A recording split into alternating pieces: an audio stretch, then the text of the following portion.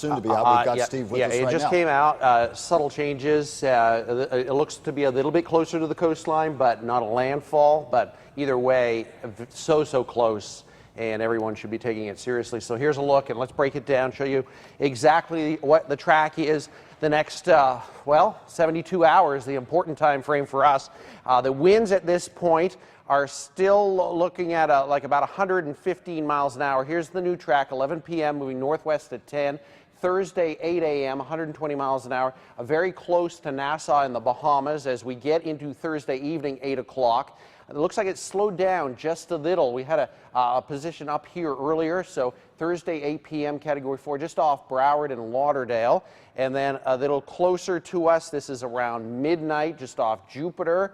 And then eventually working up very close to the coast, Vero and Fort Pierce, Category 4, winds 130 miles an hour. It still appears that our peak winds and rain and tornado threat will be overnight Thursday and into Friday, and then after that wrapping around with this big loop back down eventually toward the south. That is Monday and early Tuesday, and the model's still aggressive in bringing this back into the Bahamas for the middle of next week. Watches and warnings, well, we still have the hurricane warning for our area and tropical storm watch for the west coast of Florida. You know what? I'm going to go back. I want to show you this track once again just so that we can break it down, show you exactly what's going on with it. So Thursday, 8 a.m., just through the Bahamas around Nassau is a Category 3. There's Thursday, 8 p.m. We're starting to feel the tropical storm force winds at this point. It's close enough to our coastline.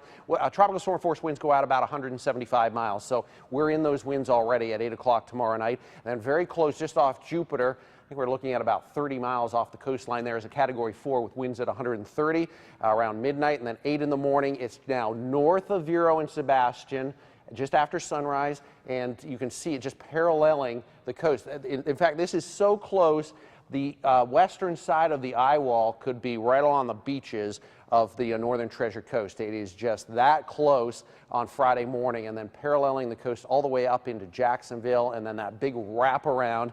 And just a bizarre track. I've never seen a hurricane with a track like this before come back down toward the south. And the very good models, GFS and the European, want to bring it back into the Bahamas for the middle of next week. So the watches and warnings remain, they appear to remain about the same. Hurricane warning for our area and all the way back into Lake Okeechobee. The computer model tracks, there was a shift toward the west, again, a subtle shift in some of the models, but the track just offshore the Treasure Coast on Friday. And the wind field, let's see if this has changed at all. This brings 230 on Thursday right up to our coastline, and then brings strong tropical storm force winds in Thursday, 6:30 p.m. That's 50 and 60 mile an hour winds. Hurricane force winds arrive in along the coastline tomorrow evening.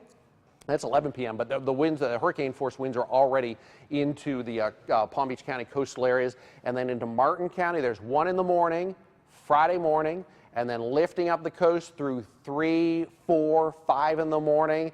I think that this wind field actually for the hurricane winds is actually pushed a little farther west too. So we are most of the Treasure Coast in hurricane force winds at this point, just before daybreak on Friday, and then slowly lifting up. There's 8 a.m. on Friday morning, continuing to lift up toward the west after that. So storm surge, and these numbers may change with the latest track, but a little bit less down around Boca and Del Rey at 1 to 2. Around West Palm, we're looking at 2 to 3, maybe 4 feet, and those numbers climb as you get into Stewart, Fort Pierce 3 to 6, 4 to 6 around Vero and Sebastian on the latest track. James is here with me with some of the latest numbers and looking at the wind field through the next couple of days too.